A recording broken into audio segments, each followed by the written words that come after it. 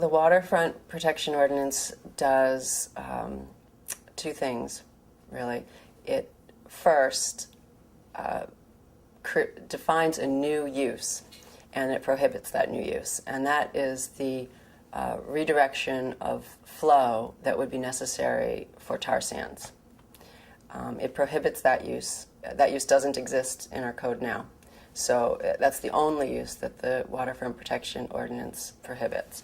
All other existing uses directly related to petroleum storage and shipping or indirectly related are specifically protected under the ordinance. The other thing the Waterfront Protection Ordinance does is to limit expansion of existing terminal facilities and storage tanks within the shoreland zone, which those things would be necessary for tar sands as well, because of the increasing capacity and storage that requires.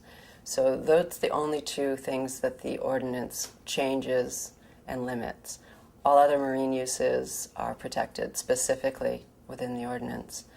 I think there's been a lot of confusion about that.